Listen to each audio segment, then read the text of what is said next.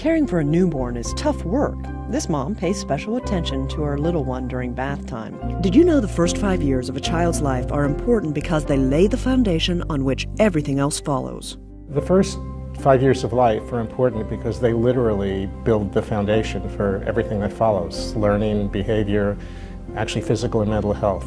As the founding director of the Center on the Developing Child at Harvard University, Dr. Jack Shonkoff is an expert on brain development. Years and years of research have actually brought us to a very simple conclusion about what we need for children to develop in a healthy way. Children need stable, warm, nurturing relationships with a relatively small number of adults, and they need a variety of rich learning opportunities to allow them to explore and to kind of figure the world out. While the science is clear, the challenge is how to help parents.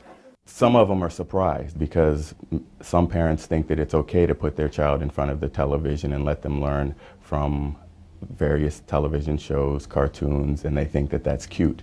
However, we say the television is not what the child needs right now. They need that human-to-human interaction, which can be provided in a story. Dr. Jared Patton, a pediatrician at Lehigh Valley Health Network in Allentown, explains it doesn't matter if the parent can read or not. One of the things that we look at early on is if a child is handed a book, let's say at 1 year of age, do they take it from you and look at the pictures, or do they put the book in the mouth? If they're putting the book in their mouth, that is a key indicator that they may not have early literacy skills. Jack Shonkoff presented his research at an economic summit on early childhood investment in Harrisburg, Pennsylvania. He used numbers to help explain brain development. The first number is 700 per second. That is the rate at which the brain is making synapses, or connections between cells, during the first 4 or 5 years of life.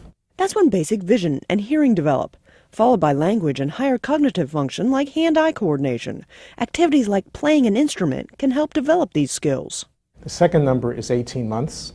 That's the age at which we first start to see differences in developmental test scores based on social class. The third number is 2 to 1.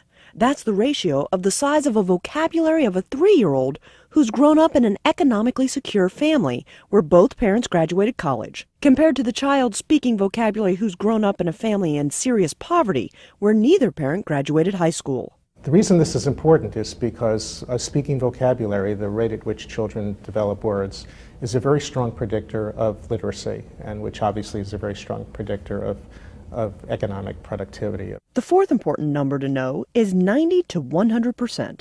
What the study found was, large national study, is that children who had more than 6 risk factors for poor outcome, like living in poverty, being a victim of abuse or neglect, parental substance abuse, maternal depression, a single parent household, all of the things that are more associated with poor outcomes.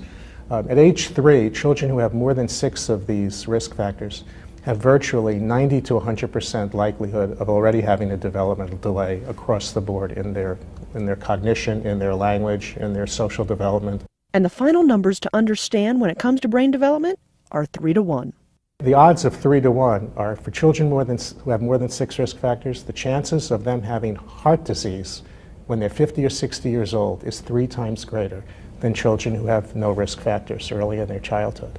Shonkoff's findings reinforce pediatricians' daily efforts to educate parents, but Dr. Patton says there needs to be more people taking part in the process. It just can't be a healthcare sector problem.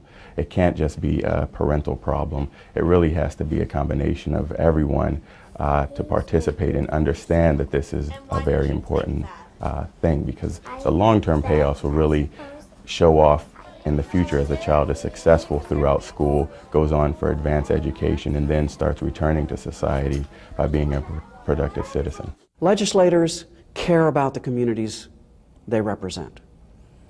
They care, and they inherently know if they don't get the kids' part right, that is, if they don't have families who come along 10, 15, 20 years from now who are productive, community-oriented, working together, there really doesn't matter much what they do on anything else.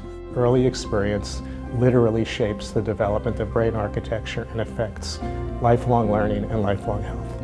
Dr. Shonkoff tells us science has a lot to teach us about how children develop. Now it's up to us to put it into practice.